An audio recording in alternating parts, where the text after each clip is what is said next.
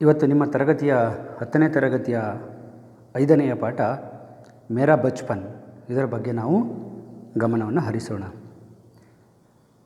ಪಾಠವನ್ನು ಶುರು ಮಾಡೋದಕ್ಕಿಂತ ಮೊದಲೇ ನಾನು ನಿಮಗೆ ಮೊದಲೇ ಹೇಳಿದ್ದೀನಿ, ನನ್ನ ಯೂಟ್ಯೂಬ್ ಚಾನಲ್ ಏನಿದೆ ಅದಕ್ಕೆ ಎಲ್ಲರೂ ಸಬ್ಸ್ಕ್ರೈಬ್ ಆಗಬೇಕು. 10ನೇ ತರಗತಿಯಲ್ಲಿ ಓದುವಂಥ ಅಷ್ಟು ಮಕ್ಕಳು ಸಬ್ಸ್ಕ್ರೈಬ್ ಆಗಬೇಕು. ಮತ್ತು ಅದಾದ ನಂತರ ನಾವು ಪ್ರತಿ ವಿಡಿಯೋವನ್ನು ಕಳಿಸ್ತೀವಿ. ಆ ವಿಡಿಯೋನ ನೋಡಿದ ನಂತರ ಆ ವಿಡಿಯೋದಲ್ಲಿ ಒಂದು ಪ್ರಶ್ನೆ ಇರುತ್ತೆ. ಆ ಪ್ರಶ್ನೆಗೆ ಉತ್ತರವನ್ನು ನೀವು ಕಮೆಂಟ್ ಬಾಕ್ಸಲ್ಲಿ ಬರೆದು ಇಮಿಡಿಯೇಟಾಗಿ ಕಳಿಸ್ಬೇಕು. ಅಂದಿನ ದಿನದ ವಿಡಿಯೋಗಳಿಗೆ ಉತ್ತರಗಳನ್ನು ಅಂದೇ ಕಳಿಸ್ಬೇಕು. ಸೊ ನಮಗೆ ವ್ಯೂಸ್ ಎಷ್ಟಾಗಿದೆ ಅನ್ನೋದು ನಮಗೆ ಲೆಕ್ಕ ಸಿಗುತ್ತೆ. चलिए पाठ शुरू करेंगे. देखिए आपके स्क्रीन पर दुनिया के कुछ महान साधकों के चित्र है, अचीवर्स के चित्र है यहाँ पर. जैसा कि नेताजी सुभाष चंद्र बोस हैं, नेल्सन मंडेला है, मलाला है, मेरी कोम, सचिन तेंदुलकर और महात्मा गांधी, और इसके साथ साथ कर्नाटक के नरसिम्हा जी के एक किताब.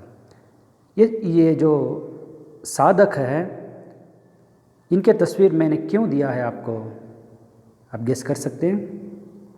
हाँ, देखिए यहाँ पर जो दिया गया है वे उन साधकों के ऑटोबायोग्राफी आप जानते हैं जिसे आप हिंदी में आत्मकथा कहते हैं. ಹಿಂದಿಯಲ್ಲಿ ಆತ್ಮಕಥಾ ಅಂತ ಕರಿತೀವಿ, ನೀವು ಕನ್ನಡದಲ್ಲಿ ಅದನ್ನು ಆತ್ಮಚರಿತ್ರೆ ಅಂತ ಕರಿತೀರಾ, ಇಂಗ್ಲೀಷಲ್ಲಿ ಅದನ್ನು ಆಟೋಬಯೋಗ್ರಫಿ ಅಂತ ಕರಿತೀವಿ. ಮಕ್ಕಳಲ್ಲಿ ನಾನು ನಿಮಗೊಂದು ಸಣ್ಣ ಕ್ಲಾರಿಫಿಕೇಷನನ್ನು ಕೊಡೋದಕ್ಕೆ ಇಷ್ಟಪಡ್ತೀನಿ. ಆಟೋಬಯೋಗ್ರಫಿಗೂ लाइफ स्टोरी व्यत्यास इರುತ್ತೆ. अगर किसी व्यक्ति के बारे में अगर दूसरा व्यक्ति लिखता है तो उनके जीवन से संबंधित घटनाओं का, साधनाओं का विवरण देकर अगर कोई दूसरे व्यक्ति लिखते हैं तो उसे जीवनी कहते हैं या जीवन चरित्रे ಅಂತ ಕರಿತೀವಿ ಅಥವಾ ಲೈಫ್ ಸ್ಟೋರಿ ಅಂತ ಕರಿತೀವಿ. ಈಗ ಉದಾಹರಣೆಗೆ ಮಹಾತ್ಮ ಗಾಂಧಿಯ ಬಗ್ಗೆ ನಾನು ಒಂದಷ್ಟು ಪುಸ್ತಕಗಳನ್ನು ಓದಿ ಒಂದಷ್ಟು ತಿಳ್ಕೊಂಡು ಗಾಂಧೀಜಿಯವರ ಜೀವನದ ಬಗ್ಗೆ ನಾನು ಒಂದು ಪುಸ್ತಕವನ್ನು ಬರೆದ್ರೆ ಅದನ್ನು ಗಾಂಧೀಜಿಯವರ ಜೀವನ ಚರಿತ್ರೆ ಅಂತ ಕರಿತೀವಿ. ಅಬ್ದುಲ್ ಕಲಾಂ ಬಗ್ಗೆ ನಾನು ಓದಿಕೊಂಡು ನಾನು ಅವ್ರ ಬಗ್ಗೆ ಒಂದಷ್ಟು ಪುಸ್ತಕವನ್ನು ಬರೆದ್ರೆ ಅದು ಅಬ್ದುಲ್ ಕಲಾಂ ಅವರ ಜೀವನ ಚರಿತ್ರೆ ಆಗುತ್ತೆ. इस तरह किसी व्यक्ति के बारे में या साधकों के बारे में अगर दूसरे व्यक्ति लिखते हैं तो उसे जीवनी कहते हैं या जीवन चरित्रे ಅಂತ ಕರಿತೀವಿ. ಓಕೆ, ಅದನ್ನು ಬಯೋಗ್ರಫಿ ಅಂತಲೂ ಕೂಡ ಕರಿಬೋದು. ಆದರೆ ಆಟೋಬಯೋಗ್ರಫಿ ಅಂತಂದ್ರೇನು, ಆತ್ಮಕಥೆಗೂ ಜೀವನ ಚರಿತ್ರೆಗೂ ಇರುವ ವ್ಯತ್ಯಾಸ, ಯಾವ ವ್ಯಕ್ತಿ ತನ್ನ ಜೀವನದಲ್ಲಿ ನಡೆದಿರುವಂತಹ ಘಟನೆಗಳ ಬಗ್ಗೆ, ವಿಶೇಷತೆಗಳ ಬಗ್ಗೆ ಮತ್ತು ಅವನ ಸಾಧನೆಗಳ ಬಗ್ಗೆ, ಅವನ ಅನುಭವಗಳ ಬಗ್ಗೆ ಸ್ವತಃ ಬರೆಯೋದಿದೆಯಲ್ಲ ಮಕ್ಕಳ, ಅದು ಆತ್ಮಕಥೆ ಅಂತ ಆಗುತ್ತೆ. ಈಗ ಅಬ್ದುಲ್ ಕಲಾಂ ಅವ್ರ ಬಗ್ಗೆ, ಅವರ ಜೀವನದ ಬಗ್ಗೆ ಅವರೇ ಬರ್ಕೊಂಡ್ರೆ, ಅವರ ವಿವರಣೆಯನ್ನು ಕೊಟ್ಟರೆ, ಅವರು ಎಲ್ಲಿ ಹೋದರು, ಎಲ್ಲಿ ಹುಟ್ಟಿದ್ರು, ಹೇಗೆ ನಡೀತು ಜೀವನ, ಅವರ ಅನುಭವಗಳೇನು, ಅದನ್ನು ಸ್ವತಃ ಅವರೇ ಬರೆದ್ರೆ ಸೊ ಅದು ಆತ್ಮಕಥೆ ಆಗುತ್ತೆ. ಸೊ बच्चे यहाँ पर मैंने जो तस्वीर दिए गए हैं आपको, तो ये सभी उन साधकों द्वारा लिखी गई आत्मकथा है. जैसा कि सुभाष चंद्र की आत्मकथा एन इंडियन पिलग्रिम, और नेल्सन मंडेला की भी आत्मकथा, मलाला और मेरी कोम के बारे में वो, और क्रिकेट के सचिन तेंदुलकर अपने बारे में लिखे हैं तो वो उनकी आत्मकथा है. और नरसिम्हा जी, तो उसके बारे में उनके बारे में वे लिखे हैं, उनके अनुभवों के बारे में विवरण करते हैं तो उनकी आत्मकथा का पुस्तक है. और सबसे महत्वपूर्ण और सबसे विशेष पुस्तक यहाँ पर जो है महात्मा गांधी जी के जीवन पर आधारित, महात्मा गांधी ने खुद लिखा है, तो वो है माई एक्सपेरिमेंट विथ ट्रूथ, ಸತ್ಯ ಕೆ ಸಾಥ್ ಮೇರಾ ಪ್ರಯೋಗ, ಸತ್ಯದ ಅನ್ವೇಷಣೆ ಅಂತ ನೀವು ಕನ್ನಡದಲ್ಲಿ ಪುಸ್ತಕವನ್ನು ಓದಿರ್ತೀರ. ಮಹಾತ್ಮ ಗಾಂಧಿ ಇವೆಲ್ಲ ಆಟೋಬಯೋಗ್ರಫಿಗಳು, ಸ್ವತಃ ಅವರೇ ಬರೆದಿರುವಂಥದ್ದು. ಅವರೇ ಬರೆದಾಗ ಏನಾಗುತ್ತೆ, ಇದು ಹೆಚ್ಚು ನಂಬಲಾರ್ಹವಾಗಿರುತ್ತವೆ. ಈಗ ಯಾವುದೋ ವ್ಯಕ್ತಿ ಬಗ್ಗೆ ನಾನು ಬರೆದ್ರೆ ಅದರಲ್ಲಿ ಕೆಲವು ವಿಶೇಷಗಳನ್ನು ಸೇರಿಸ್ಬೋದು, ನಾನು ಇನ್ನೂ ಸ್ವಲ್ಪ ಹೆಚ್ಚು ವಿವರಣೆ ಅಂದರೆ ಅತಿರೇಕವನ್ನು ಬೆಳೆಸಿ ಬರಿಬೋದು. ಆದರೆ ಸ್ವತಃ ವ್ಯಕ್ತಿಗಳೇ ಬರೆದಾಗ ಅದರಲ್ಲಿ ನಂಬಲಾರ್ಹ ವಿಷಯಗಳು ಹೆಚ್ಚಾಗಿ ಇರ್ತವೆ. ಓಕೆ, ಇದು ಆಟೋಬಯೋಗ್ರಫಿ ವಿಚಾರ. आज हम यहाँ पर एक भारत के महान साधक के बारे में, महान वैज्ञानिक के बारे में आज हम जानकारी प्राप्त करेंगे उन्हीं के जुबान से. मतलब ಅವರ ಬಾಯಿಂದನೇ ನಾವು ಕೇಳೋಣ. ಅಂದರೆ ಅವರೇ ಬರೆದಿರುವಂಥ ಪುಸ್ತಕ, ಆ ವ್ಯಕ್ತಿ ಬೇರೆ ಯಾರೂ ಅಲ್ಲ. ಸೊ ಭಾರತ್ ಕೆ पूर्व राष्ट्रपति ಡಾಕ್ಟರ್ APJ ಅಬ್ದುಲ್ ಕಲಾಂ. ಮಕ್ಕಳ ಇವರ ಬಗ್ಗೆ ನಾವು ವಿಶೇಷವಾಗಿ ಹೇಳುವಂಥ ಅವಶ್ಯಕತೆ ಇಲ್ಲ. ಇವರ ಬಗ್ಗೆ ಸಾಕಷ್ಟು ನೀವು ವಿಷಯಗಳನ್ನು ತಿಳ್ಕೊಂಡಿದ್ದೀರಾ. ಹೇಗೆ ತಿಳ್ಕೊಂಡಿದ್ದೀರಾ ಅಂದರೆ ಹೊರಗಡೆಯವರು ಹೇಳಿರೋದನ್ನು ತಿಳ್ಕೊಂಡಿದ್ದೀರಾ. ಬೇರೆಯವರು ಅಬ್ದುಲ್ ಕಲಾಂ ಬಗ್ಗೆ ಪುಸ್ತಕಗಳನ್ನು ಬರೆದಿದ್ದಾರೆ, ಸಾವಿರಾರು ಪುಸ್ತಕಗಳು ಬಂದಿದೆ, ಆ ಪುಸ್ತಕಗಳನ್ನು ನೀವು ಓದಿ ತಿಳ್ಕೊಂಡಿರ್ತೀರ. ಲೇಕಿನ್ अब्दुल कलाम तो उनके अनुभवों को स्वतः एक किताब में लिखे हैं. वो है, इंग्लिश में उसे द विंग्स ऑफ फायर कहते हैं. The wings of fire. तो ये भारत के सभी ಭಾಷಾओं में ಅನುವಾದಿತ हैं. ಎಲ್ಲ ಭಾಷೆಗಳಲ್ಲಿ ಇದು ಅನುವಾದ ಆಗಿದೆ. ಕನ್ನಡದಲ್ಲೂ ಆಗಿದೆ. ಅಗ್ನಿಯ ರೆಕ್ಕೆಗಳು ಅಂತ ಕರಿತೀವಿ. ಹಿಂದಿಯಲ್ಲಿ ಅಗ್ನಿ ಕಿ ಉಡಾನ್ ಅಂತ ಹೆಸರಿನಲ್ಲಿ ಇದು ಅನುವಾದಗೊಂಡಿದೆ. इस बार आप इसी अग्नि की उड़ान पुस्तक से कुछ भाग आपके लिए 10वीं कक्षा में दिए गए हैं. ಏನಕ್ಕೆ ನಿಮ್ಗೆ ಇದನ್ನು ಕೊಟ್ಟಿದ್ದಾರೆ, ಯಾಕೆ ಕೊಡ್ತಾರೆ ಅಂತಂದರೆ ಮಕ್ಕಳ, ಸಾಧಕರ ಬಗ್ಗೆ, ಬಾಲ್ಯದ ಬಗ್ಗೆ ನೀವು ವಿಶೇಷವಾಗಿ ತಿಳ್ಕೊಳ್ಳೋದು ಅವಶ್ಯಕ ಇದೆ. ಏಕೆಂದರೆ ಅವರು ಬಾಲ್ಯದಲ್ಲಿ ಹೇಗಿದ್ದರು, ಹೇಗೆ ತಮ್ಮ ಜೀವನವನ್ನು ಕಳೀತಾ ಇದ್ದರು, ಯಾವ್ಯಾವ ಕಷ್ಟಗಳನ್ನು ಎದುರಿಸಿದ್ರು, ಯಾವ್ಯಾವ ಸವಾಲುಗಳನ್ನು ಎದುರಿಸಿದ್ರು, इन सारी मुसीबतों को सामना करते हुए वे कैसे आगे निकल आए, ಯಾವ ಅಂಶಗಳು ಅವರಿಗೆ ಪ್ರೇರಣೆಯನ್ನು ಕೊಟ್ಟಿದೆ. ಸೊ ಇದೆಲ್ಲವನ್ನು ನೀವು ತಿಳ್ಕೊಬೇಕಾಗುತ್ತೆ. ಅದಕ್ಕೆ ಹೇಳೋದು, ಜೀವನದಲ್ಲಿ ನೀವು ಆಟೋಬಯೋಗ್ರಫಿಗಳನ್ನು ಓದಿ ನಿಮಗೆ ಸಾಕಷ್ಟು ಪ್ರೇರಣೆಗಳು ಜೀವನಕ್ಕೆ ಸಿಗುತ್ತೆ. 10 ಬೇರೆ ಬೇರೆ ಪುಸ್ತಕಗಳನ್ನು ಓದೋದಕ್ಕಿಂತ ಒಂದು ಆಟೋಬಯೋಗ್ರಫಿ, ಆತ್ಮಕಥೆಯನ್ನು ಓದೋದು ಬಹಳಷ್ಟು ಅನುಕೂಲ ನಿಮಗೆ ಆಗುತ್ತೆ. ಇಲ್ಲಿ ನಿಮಗೆ ಒಂದು ಸಣ್ಣ ಪರಿಚಯವನ್ನು ಕೊಡ್ತಾ ಇದ್ದಾರೆ. ನಿಮಗೆ ಇಡೀ ಪುಸ್ತಕದ ಪರಿಚಯ ಇಲ್ಲ, ಅವರ ಬಾಲ್ಯದಲ್ಲಿ ಅವರು ಹೇಗಿದ್ದರು ಅದರ ಒಂದು ಸಣ್ಣ ಝಲಕನ್ನು ಇಲ್ಲಿ ನಿಮಗೆ ಅವರು ಕೊಡ್ತಾ ಇದ್ದಾರೆ. ಇದನ್ನು ಓದಿ ನೀವು ಇನ್ಸ್ಪೈರ್ ಆಗಿ ಮತ್ತೆ ಹೆಚ್ಚು ಹೆಚ್ಚು ಪುಸ್ತಕಗಳನ್ನು ಅವರ ಬಗ್ಗೆ ಓದಿ ಅಂತ ಈ ಪಾಠದ ಆಶಯ. पाठ शुरू करने से पहले हम लेखक के परिचय, यहाँ पर मैंने पहले ही कहा है ये आत्मकथा है, खुद अब्दुल कलाम ने ही इसे लिखा है, तो इसलिए अब्दुल कलाम के बारे में परिचय प्राप्त करेंगे. देखिए, तो इनका पूरा नाम अवुल फ़कीर जैनुलाब्दीन अब्दुल कलाम जी का जन्म 15 अक्टूबर सन 1931 को हुआ. बड़े वैज्ञानिक डॉक्टर APJ अब्दुल कलाम जी 25/7/2002 से 24/7/2007 तक हमारे देश के राष्ट्रपति थे. देश के आदर्श तथा जनवादी राष्ट्रपति के नाम से भारत के करोड़ों करोड़ों हृदयों में प्रतिष्ठित कलाम जी अपनी 82 वर्षों की उम्र में भी अनेक सामाजिक प्रगतिशील आंदोलनों में अत्यंत सक्रिय रहे. बच्चों तथा युवकों के चैतन्यशील एवं बहुमुखी व्यक्तित्व के निर्माणार्थ आपके नए अभियान का मंत्र था, मैं क्या दूं, व्हाट कैन आई गिव. स्व परिवर्तन की ओर उन्मुख इस अभियान का उद्घोषण था. ईमानदार कार्य एवं ईमानदार का नाम. होम पॉल अभियान द्वारा आप बचपन में ही इन सवालों को बोना चाहते थे कि मैं देश के लिए क्या दे सकता हूँ, समाज एवं परिसर के लिए क्या कर सकता हूँ. ये APJ अब्दुल कलाम और इनके विज़न और इनके थॉट्स के बारे में यहाँ पर कहते हैं. देखिए, जब बीज बोया जाता है तो उसी समय इसको अगर सही प्रकार से अगर बोते हैं तो वह बहुत बड़े वृक्ष बन सकते हैं. ಯಾಕೆ ಎಲ್ಲ ವಿಷಯಗಳಲ್ಲೂ ನಾವು ಮಕ್ಕಳನ್ನು ಕೇಂದ್ರೀಕರಿಸ್ತೀವಿ ಅಂದರೆ, ಬಾಲ್ಯದಲ್ಲೇ ಒಳ್ಳೊಳ್ಳೆ ಅಂಶಗಳನ್ನು ನಾವು ಮಕ್ಕಳಿಗೆ ತುಂಬುತ್ತಾ ಹೋದರೆ, ಒಳ್ಳೊಳ್ಳೆ ಗುಣಗಳನ್ನು ಬೆಳೆಸ್ತಾ ಹೋದರೆ, ಮುಂದೆ ಅವರ ಸಮಾಜದಲ್ಲಿ ಒಂದು ದೊಡ್ಡ ಉತ್ತಮ ನಾಗರಿಕರಾಗುವಂಥ ಸಾಧ್ಯತೆಗಳು ಇರ್ತವೆ. ಹಾಗಾಗಿ ಮಕ್ಕಳಿಂದನೇ ನಾವು ದೇಶಕ್ಕೋಸ್ಕರ ದುಡಿಯೋದನ್ನು ಕಲಿಸಬೇಕು. ಆ ಅಭಿಯಾನವೇ ಇದು ಹೋಮ್ ಪಾಲ್ ಎನ್ನುವ ಅಭಿಯಾನದ. ಇಲ್ಲಿ ಏನು ಹೇಳ್ತಾರೆ ಅಂದರೆ, ಅಬ್ದುಲ್ ಕಲಾಂ ಅವರು ದೇಶ ನನಗೇನು ಕೊಟ್ಟಿದೆ ಅನ್ನೋ ಪ್ರಶ್ನೆಯನ್ನು ಮಾಡಬಾರ್ದು. ನಾನು ದೇಶಕ್ಕೆ ಏನು ಕೊಟ್ಟಿದ್ದೀನಿ, ಏನು ಕೊಡಬಲ್ಲೆ, ವಾಟ್ ಕ್ಯಾನ್ ಐ ಗಿವ್, ನಾನು ಏನನ್ನು ಕೊಡಬಲ್ಲೆ ಅನ್ನೋದನ್ನು ನಾವು ಯೋಚನೆ ಮಾಡಬೇಕು. ನಮ್ಮ ದೇಶಕ್ಕೆ, ನಮ್ಮ ಪರಿಸರಕ್ಕೆ ನಮ್ಮ ಸುತ್ತಮುತ್ತಲಿರುವ ಜನಕ್ಕೆ, ಸಮಾಜಕ್ಕೆ ನಾವು ಏನನ್ನು ಕೊಡಬಹುದಾ, ಏನಾದರೂ ಕೊಡಬಹುದಾ, ಸಾಧ್ಯತೆಗಳಿದೆಯಾ, ಅದರ ಬಗ್ಗೆ ಯೋಚನೆ ಮಾಡಬೇಕು. ಬಿಟ್ಟರೆ ನಾವೇನು ತೊಗೋಬೇಕು ಅನ್ನೋದಲ್ಲ. ನೀವು ಕೊಡಿ, ಅದು ಆಟೋಮೆಟಿಕ್ಕಾಗಿ ನಿಮಗೆ ವಾಪಸ್ಸು ಸಿಗುತ್ತೆ. ನೀವೇನು ಕೊಡ್ತೀರೋ ಅದು ನಿಮಗೆ ಸಿಗುತ್ತೆ. ಸಮಾಜಕ್ಕೆ ಒಳ್ಳೆಯದನ್ನು ಕೊಟ್ಟರೆ ಒಳ್ಳೆಯದು ಸಿಗುತ್ತೆ, ಕೆಟ್ಟದ್ದನ್ನು ಕೊಟ್ಟರೆ ಕೆಟ್ಟದ್ದು ಸಿಗುತ್ತೆ. ಹಾಗಾಗಿ ಮಕ್ಕಳಲ್ಲೇ ಆ ಒಂದು ಗುಣವನ್ನು ಬೆಳೆಸುವಂತಹ ಕೆಲಸವನ್ನು ಅಬ್ದುಲ್ ಕಲಾಂ ಅವರು ಬಹಳ ಇಷ್ಟಪಟ್ಟು ಮಾಡ್ತಾಯಿದ್ರು. ಭಾರತದ ಕಂಡಂತಹ ಒಬ್ಬ ಅಪ್ರತಿಮ ರಾಷ್ಟ್ರಪತಿಯಾಗಿದ್ದವರು, ತಮ್ಮ ಕೊನೆಯ ಕ್ಷಣದವರೆಗೂ ಸಕ್ರಿಯರಾಗಿದ್ದಂಥವರು. ವಿಶೇಷವಾಗಿ ಮಕ್ಕಳ ಜೊತೆ ಬೆರೆಯುವಂಥದ್ದು ಮತ್ತು ಅಧ್ಯಯನ ಮಾಡುವಂಥದ್ದು, ಅಧ್ಯಾಪನ ಮಾಡುವಂಥ ಕೆಲಸಗಳಲ್ಲಿ ಅವರು ಕೊನೆಯವರೆಗೂ ಸಕ್ರಿಯವಾಗಿದ್ದಂತಹ ಭಾರತದ ಅಭೂತಪೂರ್ವ ರಾಷ್ಟ್ರಪತಿಯಾಗಿದ್ದರು. ಭಾರತದ ವಿಜ್ಞಾನಿಗಳಲ್ಲೇ ಅತ್ಯಂತ ಶ್ರೇಷ್ಠ ವಿಜ್ಞಾನಿಗಳು ಸಹ ಆಗಿದ್ದರು ಇವರ ಪರಿಚಯ ಹೀಗಿದೆ. बच्चे यहाँ पर आप इस पाठ का आशय के बारे में देखेंगे क्या कहा गया है आशय में। भारत के राष्ट्रपति कलाम जी का जीवन सादगी का मिसाल था। उनके माता पिता का परिश्रम, आडंबरहीन जीवन सबके लिए आदर्शप्राय है। उनका परिवार अतिथियों की सेवा से संतृप्त था। उनका परिवार धार्मिक एकता को मानता था। बच्चों के लिए चैतन्यशील बहुमुखी व्यक्तित्व निर्माण के लिए ऐसे आदर्श व्यक्तियों के जीवन एक आदर्श बनी हैं।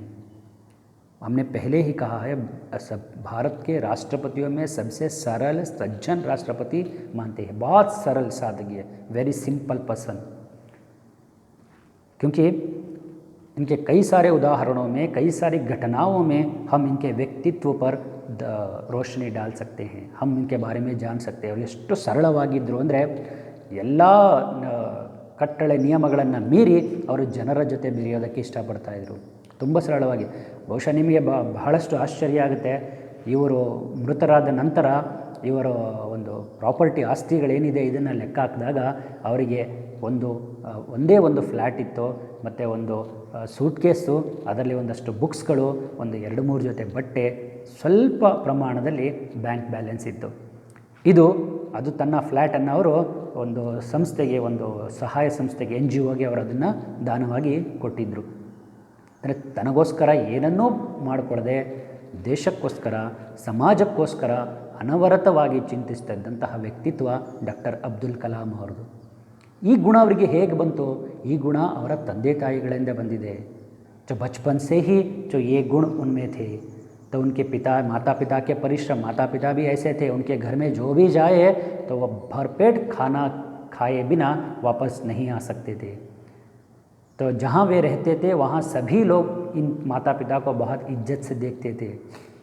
और धार्मिक मान्यता और कौमी एकता कहते हैं, टॉलरेंस, रिलीजन टॉलरेंस, इनके परिवार में बखूबी मिलता है. सभी धर्म के लोग इनसे आकर मिलते थे, सभी लोगों से तो वे मिलजुल कर रहते थे. तो वही गुण अब्दुल कलाम जी में भी पनपे थे. तो यही बताते हैं, ऐसे एक चैतन्यशील बहुमुखी प्रतिभा वाले व्यक्तित्व को देखकर इनसे आप भी प्रेरणा लें. तो इस उद्देश्य से इस पाठ को दिया गया है. और बच्चे पाठ शुरू करेंगे हम.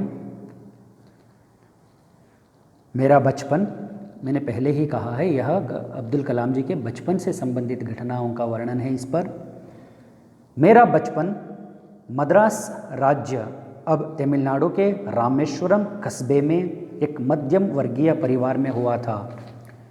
मेरे पिता जैनुलाब्दीन की कोई बहुत अच्छी औपचारिक शिक्षा नहीं हुई थी और ना ही वे कोई बहुत धनी व्यक्ति थे. इसके बावजूद वे बुद्धिमान थे और उनमें उदारता की सच्ची भावना थी. मेरी माँ आशियम्मा उनकी आदर्श जीवन संगिनी थी. मेरे माता पिता को हमारे समाज में एक आदर्श दंपति के रूप में देखा जाता था. तो यहाँ पर अब्दुल कलाम जी के जन्म के बारे में बताते हैं. वे आज की जो तमिलनाडु है, वो आज़ादी से पहले तो उसे रामेश्वरम मद्रास राज्य कहते थे. उसी मद्रास राज्य में एक शहर रामेश्वरम, सो आज एक बहुत बड़ा तीर्थ स्थल है. वहाँ पर सबसे बड़ा शिव जी का मंदिर है. तो सबसे बड़ा तीर्थ स्थल माने जाते हैं. समुद्र के तट पर जो बसा हुआ रामेश्वरम में एक मध्यम वर्गीय मिडिल क्लास फैमिली में इनका जन्म हुआ था. ना तो बहुत अमीर थे और ना तो गरीब थे, लेकिन एक मिडिल क्लास परिवार में तो इनका जन्म हुआ था। और इनके पिता का नाम है जैनुलाब्दीन, कि कोई बहुत अच्छी औपचारिक शिक्षा नहीं हुई थी।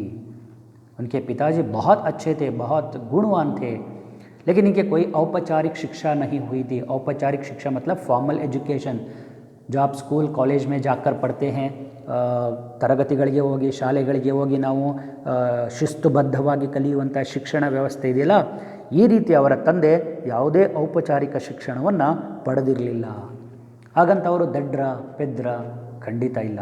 बहुत गुणवान थे और बुद्धिमान भी थे. वे न कोई बहुत ಧನಿ ವ್ಯಕ್ತಿ थे, ಧನಿ ಶ್ರೀಮಂತರು ರಿಚ್ ಅಂತ ಬಹಳ ಶ್ರೀಮಂತರಾದಂತಹ ವ್ಯಕ್ತಿಗಳು ಆಗಿರಲಿಲ್ಲ. ಇವಲ್ಲದೆ इसके बावजूद ಇವಿಲ್ಲದೆ औपचारिक शिक्षा भी नहीं है और धनी व्यक्ति भी नहीं है, ಇವೆರಡೂ ಇಲ್ಲದೇನೆ ಅವರು बुद्धिमान थे और उदारता की सच्ची भावना थी. वे बहुत बुद्धिमान थे और साथ ही साथ उदारता की भावना. ನೋಡಿ, ಉದಾರತೆ ಎಲ್ಲರನ್ನ ಕಂಡು ಉದಾರವಾಗಿ ನಡ್ಕೊಳ್ಳೋದು, ಎಲ್ಲರಿಗೂ ಸಹಾಯವನ್ನು ಮಾಡುವುದು, ಆ ಉದಾರ ಗುಣಗಳು ಅವರ ತಂದೆಗೆ ಮೊದಲಿಂದನೂ ಇತ್ತು. ನಾವು ಅನ್ಕೋತೀವಿ ಶಿಕ್ಷಣ ಇವೆಲ್ಲವನ್ನು ಕಲಿಸುತ್ತೆ ಅಂತ, ಆದರೆ ಅವರು ಯಾವುದೇ ಶಿಕ್ಷಣವನ್ನು ಪಡ್ಕೊಂಡಿರಲಿಲ್ಲ ಮತ್ತು ಅವರು ಶ್ರೀಮಂತರೂ ಆಗಿರಲಿಲ್ಲ. ಸಹಾಯ ಮಾಡಬೇಕು ಅಂದರೆ ನಾವು ಕೇಳ್ತೀವಿ, ಅಯ್ಯೋ ನನ್ನ ಹತ್ರ ದುಡ್ಡೇ ಇಲ್ಲ, ನಾನು ಹೇಗೆ ಸಹಾಯ ಮಾಡಲಿ? ಸಹಾಯ ಮಾಡುವುದಕ್ಕೆ ದುಡ್ಡಿನ ಅವಶ್ಯಕತೆ, ಶ್ರೀಮಂತಿಕೆಯ ಅವಶ್ಯಕತೆ ಇರೋದಿಲ್ಲ. ಅದಕ್ಕೆ ಮನಸ್ಸಿನ ಅವಶ್ಯಕತೆ ಇದೆ, ಉದಾರ ಮನೋಭಾವದ ಅವಶ್ಯಕತೆ ಇದೆ. ಸೊ ಅವೆರಡೂ ಗುಣಗಳು ಅಬ್ದುಲ್ ಕಲಾಂ ಅವರ ತಂದೆಗೆ ಇತ್ತು. और इसके बाद इनकी माँ के बारे में अगर कहा जाए, माँ का नाम है आशियम्मा. एक आदर्श जीवन संगिनी थी. आदर्श दंपतिಗಳು, जीवन संगिनी जीवन साथी, उसकी पत्नी. जैसे पति वैसी ही पत्नी. उन दोनों में अच्छे तालमेल थे. ಹೊಂದಾಣಿಕೆ ತುಂಬ ಚೆನ್ನಾಗಿತ್ತು. ಇಬ್ಬರಲ್ಲೂ ಪರಸ್ಪರ ಗೌರವ ಭಾವ ಇತ್ತು, ಕೊಡುಕೊಳ್ಳುವಿಕೆ ಇತ್ತು. ಬಹಳ ಅದ್ಭುತವಾದಂಥ ಆದರ್ಶ ದಂಪತಿಗಳಾಗಿ ಅವರು ಇದ್ದರು. ಇವೆಲ್ಲ ಕಾರಣಗಳಿಂದ उनके समाज में जो वहाँ जो मुस्लिम समाज थे, उस समाज में उनके माता पिता के लिए बहुत आदर गौरव मिलते थे और सब लोग उसे आदर्श दंपति के रूप में देखते थे. ये बचपन के परिवार का परिचय है. और ಅಬ್ದುಲ್ ಕಲಾಂ ಅವರ ಬಗ್ಗೆ ಅವರು ಹೇಳ್ಕೊತಾರೆ ನೋಡಿ, मैं कई बच्चों में से एक था, लंबे चौड़े और सुंदर माता पिता का छोटी सी कद काठी का साधारण सा दिखने वाला बच्चा. हम लोग अपने पुश्तैनी घर में रहते थे. रामेश्वरम की मस्जिद वाली गली में बना यह घर चूने पत्थर व ईंट से बना पक्का और बड़ा था. अब्दुल कलाम ಅವರು ಅವರ ಬಗ್ಗೆ ಅವರು ಹೇಳ್ಕೊತಾರೆ. देखिए, ऐसे बहुत सारे बच्चों में से अब्दुल कलाम भी एक थे. ಬಹಳ ಸುಧಾರಣೆಗಳನ್ನು ನೀವು ನೋಡ್ತೀರಾ. ತಂದೆ ತಾಯಿಗಳು ಇಬ್ಬರೂ ಬಹಳ ಸುಂದರವಾಗಿರ್ತಾರೆ. ತುಂಬ ಶಾರೀರಿಕವಾಗಿ ಬಹಳ ಸದೃಢರಾಗಿರುವಂತಹ ತಂದೆ ತಾಯಿಗಳಿಗೆ ಕೆಲವು ವೇಳೆ ಆ ರೀತಿ ಅಲ್ಲದ ಮಕ್ಕಳು ಜನಿಸ್ತವೆ. ಅವರಿಗೆ ಹೋಲಿಕೆನೇ ಇಲ್ಲದೇ ಇರೋ ರೀತಿ ಮಕ್ಕಳು ಕೊಡುವಂಥ ಸಾಧ್ಯತೆಗಳು ಇರ್ತವೆ. ಅವರ ತಂದೆ ತಾಯಿಗಳು ಬಹಳ ಶಾರೀರಿಕವಾಗಿ ಸುಂದರವಾಗಿದ್ದವರು, ಆದರೆ ಅವರಿಗೆ ಹುಟ್ಟಿದಂಥ ಅಬ್ದುಲ್ ಕಲಾಂ ಅವರ ಶಾರೀರಿಕ ರೂಪಗಳನ್ನು ವರ್ಣನೆ ಮಾಡ್ಕೋತಾರೆ. ಹೇಗಿತ್ತು ಅಂತಂದರೆ, ಚೋಟಿ ಕದ, ತುಂಬ ಕುಳ್ಳ ಆದಂತಹ, ಹೈಟ್ ಇಲ್ಲದೆ ಇರುವಂತಹ ಒಬ್ಬ ಸಾಧಾರಣವಾಗಿ ಕಾಣುವಂಥ, ಅಂಥ ಸುಂದರ ಸುರದ್ರೂಪಿಯೂ ಅಲ್ಲದ ಸಾಧಾರಣವಾಗಿ ಕಾಣುವಂತಹ ಮಗನಾಗಿದ್ದೆ ನಾನು ಅಂತ ಅಬ್ದುಲ್ ಕಲಾಂ ಅವರು ಹೇಳ್ಕೊತಾರೆ. ಅವರ ತಂದೆ ತಾಯಿಗಳ ಚಿತ್ರವನ್ನು ಇಲ್ಲಿ ನಾನು ಕೊಟ್ಟಿದ್ದೀನಿ ನಿಮಗೆ ನೋಡಿ. ಇಬ್ಬರು ಬಹಳ ಸುಂದರವಾದಂತಹ ದಂಪತಿಗಳು. ಅವರ ದಂಪತಿಗಳಿಗೆ ಅಷ್ಟೇನು ಸುಂದರವಲ್ಲದ ಮಗನಾಗಿ ನಾನು ಜನಿಸಿದ್ದೆ ಅಂತ ಅಬ್ದುಲ್ ಕಲಾಂ ಅವರೇ ಹೇಳ್ಕೊತಾರೆ. और नेक्स्ट, हम लोग अपने पुश्तैनी घर में रहते थे. पुश्तैनी घर एंसिस्टर्स से मिला हुआ, मतलब पूर्वजों से मिला हुआ, ತಾತ ಮುತ್ತಾತಂದರಿಂದ ಸಿಕ್ಕಂತ ಅವರು ಮಾಡಿದ್ದಂತಹ ಒಂದು ಮನೆಯಲ್ಲಿ ಇವರೆಲ್ಲರೂ ವಾಸವಾಗಿರ್ತಾರೆ. पुश्तैनी घर में रहते थे. ಅದು ಎಲ್ಲಿತ್ತು? ರಾಮೇಶ್ವರಂ की मस्जिद गली में बना यह घर चूने पत्थर व ईंट से बना एक पक्का और बड़ा था. ಇಲ್ಲಿ ಪಕ್ಕದಲ್ಲಿ ನಿಮಗೊಂದು ಚಿತ್ರವನ್ನು ನಾನು ಕೊಟ್ಟಿದ್ದೀನಿ. ನಿಮಗೆ ಇವತ್ತು ಇಂಟರ್ನೆಟ್ಟಲ್ಲಿ ಸಾಕಷ್ಟು ಇದ್ರ ಬಗ್ಗೆ ಚಿತ್ರಗಳು ಸಿಗ್ತವೆ. ಈಗ ಇದನ್ನು ಮಾಡಿಫೈಡ್ ಮಾಡಿದ್ದಾರೆ, ಮನೆಯನ್ನು ಹೊಸ ಅವರ ಸ್ಮಾರಕವಾಗಿ ಪರಿವರ್ತಿಸಿದ್ದಾರೆ. ಇದು ರಾಮೇಶ್ವರಂನಲ್ಲಿರುವಂಥ ಮಸ್ಜಿದ್ ಗಲ್ಲಿನಲ್ಲಿ ಇವರ ಮನೆ ನೋಡೋದಕ್ಕೆ ಸಿಗುತ್ತೆ. ಪುಷ್ಟೈನಿ ತುಂಬ ತಾತ ಮುತ್ತಾತಂದಿರು ಬಾಳಿದಂತಹ ಹಳೆಯ ಮನೆ, ಹಿರಿಯರ ಮನೆ. ಸೊ ಅಲ್ಲಿ ಇರ್ತರು.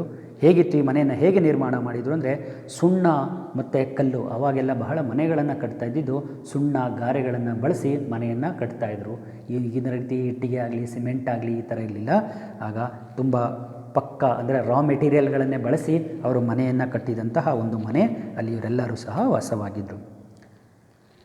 मेरे पिता आडंबरहीन व्यक्ति थे और सभी आवश्यक एवं ऐशो आराम वाली अनावश्यक एवं ऐशो आराम वाली चीज़ों से दूर रहते थे. और इनके पिताजी के बारे में कहते हैं, इनके पिताजी आडंबरहीन व्यक्ति थे, दिखावे नहीं थे. उनमें ತೋರಿಸ್ಕೊಳ್ಳುವಂಥದ್ದು ನೋಡಿ, ನಮ್ಮ ಹತ್ರ ಅದಿದೆ, ನಮ್ಮ ಹತ್ರ ಇಷ್ಟಿದೆ, ಇಷ್ಟು ಸಂಪತ್ತಿದೆ, ನಾವು ಇದನ್ನು ಈ ರೀತಿ ತೋರಿಸಿಕೊಳ್ಳದಂತಹ ಆಡಂಬರರಹಿತ ವ್ಯಕ್ತಿಯಾಗಿದ್ದರು. और ಸಭಿ ಅನಾವಶ್ಯಕ ಚೀಜೋं से दूर रहते थे. ಅನಾವಶ್ಯಕವಾಗಿ ಇರುವಂತಹ ವಸ್ತುಗಳನ್ನು ಅವರು ಯಾವತ್ತೂ ಖರೀದಿ ಮಾಡ್ತಾ ಇರಲಿಲ್ಲ. ಐಶೋ ಆರಾಮ್ ದೇನೆ ವಾಲೆ, ಸುಖದ ಸುಪ್ಪತ್ತಿಗೆ ಅಂತ ಕರೆಸ್ಕೊಳ್ಳುವಂಥ ಯಾವ ವಸ್ತುಗಳನ್ನು ಸಹ ಅವರು ಬಳಸ್ತಾ ಇರಲಿಲ್ಲ. ಅವುಗಳೆಲ್ಲರಿಂದನೂ ದೂರ ಇದ್ದರು. ಯಾಕೆಂದರೆ ತುಂಬ ಸರಳವಾಗಿ ಜೀವನವನ್ನು ಮಾಡ್ತಾಯಿದ್ದವರು. ಮಕ್ಕಳ, ನಾವು ಅವಾಗವಾಗ ಹೇಳ್ತಾ ಇರ್ತೀವಿ, ನಮ್ಮ ಜೀವನ ಹೇಗಿರಬೇಕು ಅಂದರೆ simple living, high thinking. Simple living, high thinking. ನಾವು ತುಂಬ ಉನ್ನತವಾಗಿ ಯೋಚನೆ ಮಾಡಬೇಕು, ಆದರೆ ಸರಳವಾಗಿ ಬದುಕಬೇಕು. ಆಗ ನೆಮ್ಮದಿ, ಖುಷಿ ಎಲ್ಲ ಸಿಗುತ್ತೆ. ಅವರ ತಂದೆ ಈ ಗುಣಗಳನ್ನು ಅಳವಡಿಸ್ಕೊಂಡಿದ್ರು.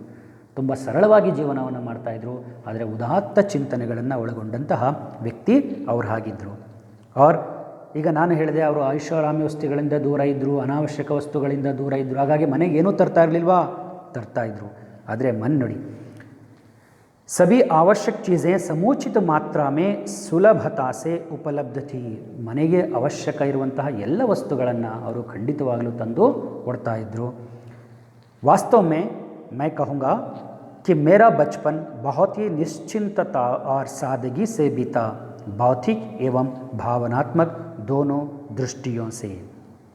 ಇಲ್ಲಿ ಅಬ್ದುಲ್ ಕಲಾಂ ಅವರು ಹೇಳ್ತಾರೆ, ನನ್ನ ಜೀವನ, ನನ್ನ ಬಾಲ್ಯ ಬಹಳ ಚೆನ್ನಾಗೆ ಕಳೀತು ಅಂತ ಹೇಳ್ತಾರೆ. ಅಂದರೆ ಯಾವುದೇ ಕೊರತೆ ಇಲ್ಲದಂತಹ ಬಾಲ್ಯ, ನಿಶ್ಚಿಂತೆಯಿಂದ, ಯಾವುದೇ ತೊಂದರೆ ಇಲ್ಲದೆ, ಯೋಚನೆ ಇಲ್ಲದೆ ನಿಶ್ಚಿಂತತೆಯಿಂದ ಅವರ ಬಾಲ್ಯವನ್ನು ಅವರು ಕಳೆದರು. ಅದು ಭೌತಿಕ ವಸ್ತುಗಳ ರೂಪದಲ್ಲಿರ್ಬೋದು ಅಥವಾ ಭಾವನಾತ್ಮಕ ರೂಪದಲ್ಲಿರ್ಬೋದು.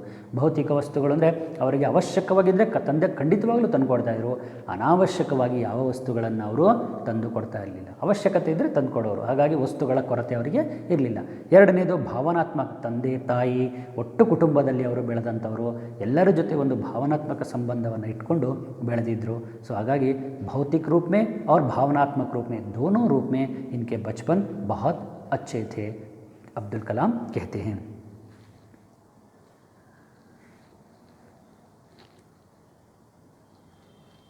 मैं प्रायः अपनी माँ के साथ रसोई में नीचे बैठकर खाना खाया करता था. वे मेरे सामने केले का पत्ता बिछाती और फिर उस पर चावल एवं सुगंधित स्वादिष्ट सांभर डालती. साथ में घर का बना अचार और नारियल की ताज़ी चटनी भी होती थी. और बाल्यವನ್ನು ನೆನೆಸ್ಕೊಳ್ತಾರೆ. तो हमेशा माँ के साथ खाना खाते थे. रसोई घर ಅಂದರೆ किचन, उस किचन में जाकर बैठ जाते थे, क्योंकि उस घर में आने वाले सब लोग खाना खाने के बाद, उनके पिता खाने के बाद, तो माँ के साथ बैठकर किचन में वे खाना खाते थे. माँ उसके लिए एक केले के पत्ते, ಬಾಳೆ ಎಲೆಯನ್ನು ಆರಿಸಿ ಕೊಡ್ತಾ ಇದ್ದರು. ಅದರ ಮೇಲೆ ಸ್ವಾದಿಷ್ಟ ಸಾಂಬಾರ್ ಏವಂ ಚಾವಲ್, ಅನ್ನ ಮತ್ತು ಸುಗಂಧವಾದಂತಹ ಸ್ವಾದಿಷ್ಟವಾದಂತಹ ಸಾಂಬಾರನ್ನು ಮಾಡಿ ಹಾಕ್ತಾಯಿದ್ರು. ಅದರ ಜೊತೆಗೆ ಚಟ್ನಿಯನ್ನು ಮನೆಯಲ್ಲೇ ತಯಾರಿಸಿದಂತಹ ಉಪ್ಪಿನಕಾಯಿ, ಉಪ್ಪಿನಕಾಯಿ ಮತ್ತು ತೆಂಗಿನಕಾಯಿಯಿಂದ ಮಾಡಿದಂತಹ ಚಟ್ನಿ, ಇವೆಲ್ಲವನ್ನು ಅವರು ಪ್ರತಿನಿತ್ಯ ಊಟಕ್ಕೆ ಬಳಸ್ತಾಯಿದ್ರು. ಹಾಗಾಗಿ ಅವರು ತನ್ನ ತಾಯಿಯ ಕೈ ರುಚಿಯನ್ನು ಅವರು ನೆನೆಸ್ಕೊಂಡು ಇಲ್ಲಿ ಹೇಳ್ತಾ ಇದ್ದಾರೆ. ಬಹಳ ಅತ್ಯುತ್ತಮವಾದ ಊಟವನ್ನು ಅವರ ತಾಯಿಯ ಕೈಯಿಂದ ಮಾಡ್ತಾಯಿದ್ರು. ಇದು ಅವರ ಬಾಲ್ಯದ ವಿಚಾರ. बच्चे, आज अगले क्लास में हम इनके और कुछ जानकारी प्राप्त करेंगे. तब तक के लिए धन्यवाद.